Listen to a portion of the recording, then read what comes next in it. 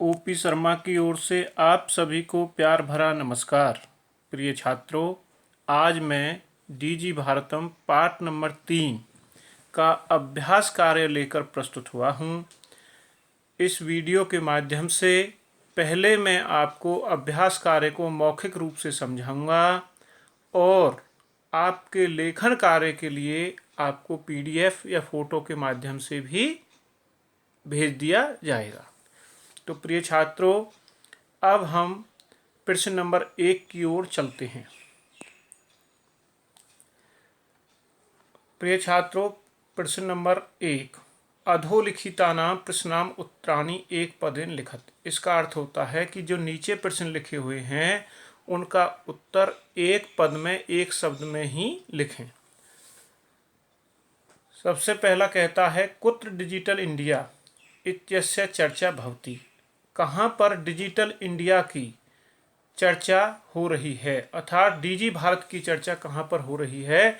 तो इसका उत्तर होगा संपूर्ण विश्व, पूरे संसार में आज डिजिटल इंडिया की चर्चा हो रही है।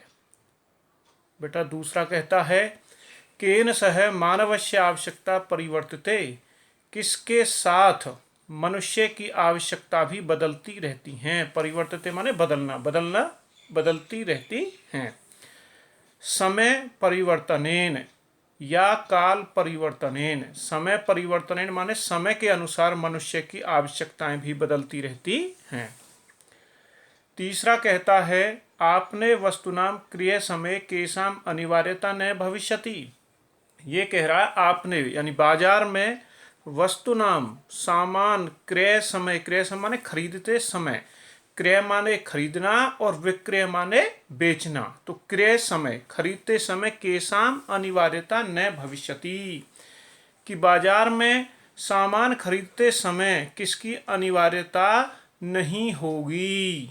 रुपये का नाम, नगद रुपयों की, पैसों की आवश्यकता नहीं होगी, क्योंकि हम कार्ड के माध्यम से ही आजकल पेमेंट इत्यादि कर देते हैं। नंबर 4, कस्मिन् उद्योगे वृक्षाः उपयुज्यन्ते। किस उद्योग में पेड़ों का उपयोग किया जाता है? करगद उद्योगे, कागज के उद्योग के लिए हमें वृक्षों की आवश्यकता होती है, अर्थात कागज के उद्योग में पेड़ों की आवश्यकता होती है। 5वां, अद्य सर्वाणि कार्याणि केन साधितानि भवन्ति। आज सभी कार्य किसके माध्यम से पूरे हो रहे हैं या किसके द्वारा पूरे हो रहे हैं? संगणकेन, कंप्यूटर के माध्यम से। अब जैसे आप और हमारी जो क्लासें चल रही हैं, कक्षा चल रही हैं, ये सभी भी कंप्यूटर के माध्यम से ही पूरी हो रही हैं। तो प्रिय छात्रों, अब हम प्रश्न नंबर 2 की ओर चलते हैं। बेटा प्रश्न नंबर 2 कहता है, अधोलिखितान प्रश्नान पूर्ण वाक्येन उत्तर। कि नीचे लिखे हुए प्रश्नों के उत्तर पूरे वाक्य में लिखें। प्राचीन काले विद्या कथम गृह्यते स्म। कहता है पुराने समय में विद्या को किस प्रकार ग्रहण किया जाता था, कैसे ग्रहण करते थे। प्राचीन काले विद्या श्रुति परंपराया गृह्यते स्म। प्राचीन काल में श्रुति परंपराएं सुनकर या वेदों के माध्यम से ग्रहण किया जाता था, करते थे। नंबर 2, वृक्षानाम कर्तनम कथम न्यूनताम यास्यति। पेड़ों को कटाई अर्थात पेड़ों को काटना हम किस प्रकार कम कर सकते हैं। न्यूनताम माने कम, कम कर सकते हैं।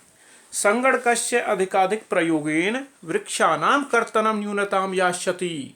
संगणकस्य अधिकाधिक प्रयोगेन यानी कि संगणकस्य माने कंप्यूटर के अधिक से अधिक प्रयोग के द्वारा हम वृक्षानाम कर्तनम न्यूनताम यास्यति, कि पेड़ों की कटाई को हम कंप्यूटर यंत्र के माध्यम से कम कर सकते हैं। क्योंकि हमें कागज के लिए पेड़ों की कागज चाहिए, तो कागज बनाने के लिए पेड़ काटने पड़ते हैं। जब हम कंप्यूटर के माध्यम से हर चीज़ को सेव कर लेते हैं, सुरक्षित कर लेते हैं, तो हमें कागज की आवश्यकता कम होगी। इसलिए पेड़ों की कटाई कंप्यूटर के माध्यम से कम की जा सकती है। नंबर 3, चिकित्सालय कस्य आवश्यकता अद्य न अनुभूयते। चिकित्सालय यानी हॉस्पिटल में आज किसकी आवश्यकता अनुभूत नहीं होती, किसकी आवश्यकता नहीं होती है। चिकित्सालय रूप्यकाणाम आवश्यकता अद्य न अनुभूयते, कि हॉस्पिटल में आज नगद रुपयों की आवश्यकता नहीं होती। कि हम पहले भी कह चुके हैं, क्योंकि आजकल डेबिट कार्ड क्रेडिट कार्ड के माध्यम से ही हम या ई बैंक के माध्यम से ही हम पेमेंट कर दे जाते हैं, पैसे दे दिए जाते हैं।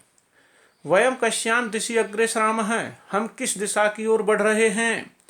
वयम डीजी भारतम इत्यस्याम दिशि अग्रेसराम है, आज हम सब भारतीय डिजिटल इंडिया की तरफ बढ़ रहे हैं। पांचवा, वस्त्र पुटके केशाम आवश्यकता न भविष्यति, वस्त्र पुटके माने बटुआ पर्स, आज हमारे बटुए में पैसों में हमारे बटुए में किसकी आवश्यकता नहीं होगी। वस्त्र पुटके रुपये नाम आवश्यकता न भविष्यति, कि हमारे बटुए में रुपयों के अर्थात नगद पैसों की आवश्यकता नहीं होगी। तो प्रिय छात्रों, अब हम प्रश्न नंबर 3 की ओर चलते हैं। प्रश्न नंबर 3, रेखांकित पदा आधारित प्रश्न निर्माण कुरुत, यानी जो रेखांकित पद है उसका आधार बना करके प्रश्न निर्माण करें। तो प्रिय छात्रों, आपको याद होगा मैंने आपको पहले किम शब्द रूप दिया था तीनों लिंगों में। जिन छात्रों ने किम शब्द रूप को याद कर लिया होगा उनको प्रश्न निर्माण करने में कठिनाई नहीं होगी। तो हम चलते हैं प्रश्न निर्माण की ओर। बेटा, भोजपत्र ऊपरी लेखनम आरब्धम, भोजपत्र के ऊपर लिखना आरंभ हुआ, शुरू हुआ। तो लेखनम की जगह पे क्या आएगा, किम। हमें पूरे उसको सेंटेंस को पढ़ने की आवश्यकता नहीं होती है, यदि हम अपने रेखांकित पद के आधार पर भी कर सकते हैं। अब जैसे पहले में लेखनम की जगह पे किम आएगा, दूसरे में कर्गदस्य की जगह पे कश्य आ गया, तीसरे में विश्राम गृहेशु की जगह पे केशु आ गया या कुत्र आ गया। चल दूरभाष यंत्रे, चल दूरभाष यंत्रे की जगह पर कस्मिन आ गया। उपचारार्थम माने किमर्थम आ गया। ठीक है छात्रों, हम इसको इस तरह से भी कर सकते हैं। आप जानते ही हैं कि प्रश्न निर्माण करते समय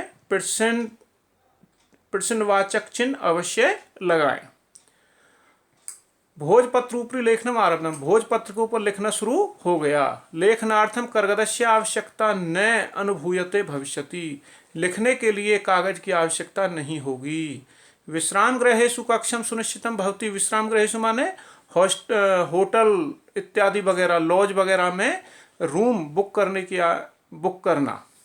सर्वाणि पत्राणि चल दूरभाष यंत्रे सुरक्षितानि भवन्ति, सभी पत्र चल दूरभाष यंत्रे सुरक्षितानि भवन्ति, मोबाइल फोन के द्वारा सुरक्षित हो सकते हैं। वयम उपचारार्थम चिकित्सालय गच्छामि, हम सब इलाज के लिए हॉस्पिटल जा रहे हैं। तो प्रिय छात्रों, प्रश्न नंबर 4 की ओर चलते हैं। प्रश्न नंबर 4, बेटा विशेषण और विशेष्य मेलनम कुरुत। आपको पता होगा कि जो विशेषण होते हैं किसी भी रंग गुण दोष आकार विकार ये सब विशेषण होते हैं, और विशेष्य होता है संज्ञा पद अर्थात जिसकी विशेषता बताई जा रही है। तो प्रिय छात्रों, मैच द फॉलोइंग, यानी कि जो जिसके साथ मिल रहा है उस कलर से उस रंग को मिलाना है। मिला दिया है मैंने, तो आपको उत्तर में आसानी रहेगी। अब जैसे पहले में हमने लाल रंग से मिलाया है, जैसे मौखिकम ज्ञानम की मौखिक ज्ञान बोलकर, ज्ञान माने नॉलेज। अब दूसरे में मनोगताहा, आप देख लीजिए उसी कलर से भावाहा तीसरे से जुड़ गया। तीसरा टंकिता माने टाइपिंग, टंकिता ये जुड़ गया सामग्री, सामान की टंकित सामग्री लिखी हुई। पीले से महान उपकारः दूसरे से जुड़ गया। मुद्रा विहीन है विनिमय। तो छात्रों, मेरे ख्याल से आपको ये अच्छी तरह से आपकी समझ में आ गया होगा मैच द फॉलोइंग विशेषण और विशेष्य। तो प्रिय छात्रों, अब क्वेश्चन नंबर 5 की ओर चलते हैं।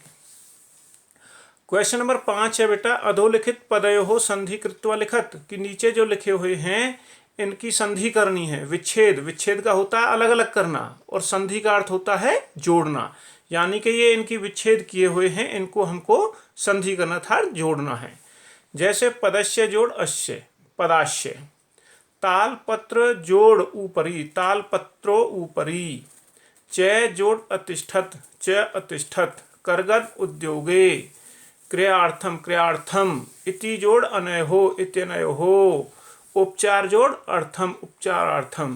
प्रिय छात्रों, संधि में जब भी जो मेल होता है वह वर्णों का मेल होता है, तो इसको ध्यानपूर्वक करें। यदि आपने वर्णों को मिलाने में गलती कर दी तो आपका इसमें पूरा अंक कट जाता है, इसलिए इसको ध्यानपूर्वक करें। तो प्रिय छात्रों, अब हम अगले प्रश्न की ओर चलते हैं। क्वेश्चन नंबर 6 कहता है बेटा, अधोलिखितेन पदेन लघु वाक्य निर्माणम कुरुत। कि जो नीचे लिखे हुए हैं उन्हें हम वाक्य रचना करें, अर्थात संस्कृत में वाक्य बनाएं। तो क्या है पहला बेटा, इसमें सबसे जो रूल होता है, जो नियम लगता है, अगर संस्कृत में कर्ता एक वचन का है तो क्रिया भी एक वचन की ही होगी। इस चीज का इसमें अवश्य ध्यान रखना होता है। जैसे यथा जिज्ञासा, जिज्ञासा माने जानने की इच्छा। मम मनसी वैज्ञानिका नाम विषय जिज्ञासा अस्ति, कि मेरे मन में वैज्ञानिकों के विषय में जानने की इच्छा है।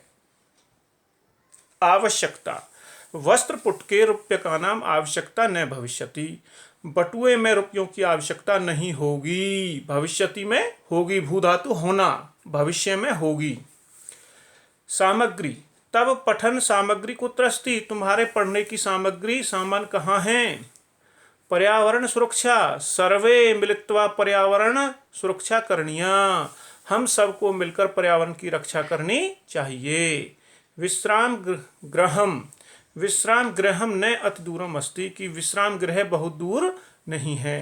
प्रिय छात्रों, इसको आप कर्ता और क्रिया को ध्यान में रखते हुए भी आप स्वयं भी इसका वाक्य निर्माण कर सकते हैं, क्योंकि संस्कृत में अनेक प्रकार के वाक्य निर्माण हो सकते हैं। प्रश्न नंबर 7 बेटा, ये कहता है चतुर्थी विभक्ति। तो विभक्ति आप कक्षा 6 और 7 दोनों में आपने पढ़ा है, शब्द रूप और धातु रूप। तो हमको चतुर्थी विभक्ति का प्रयोग करना है। चतुर्थी का होता है के लिए। भिक्षुकाय धनम दातुम, भिक्षुक। तो भिक्षुक का क्या हो गया, मूल शब्द क्या है, भिक्षुक। तो भिक्षुक में चतुर्थी विभक्ति लगने से क्या बन गया, भिक्षुकाय। भिक्षुकाय के यानी भिखारी के लिए धन धातु दो। छात्र, तो छात्र में चतुर्थी विभक्ति लगने से छात्राय। छात्राय पुस्तकम देहि, छात्रा के लिए किताब दीजिए।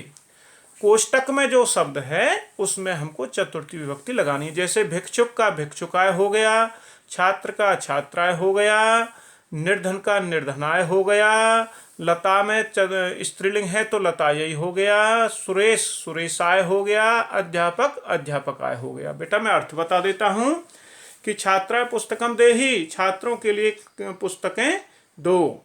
अहम निर्धनाय वस्त्राणि ददामि, मैं गरीबों के लिए कपड़े दे रहा हूँ। लतायै पठनम रोचते, लतायै पठनम रोचते, लता के लिए पढ़ना अच्छा लगता है।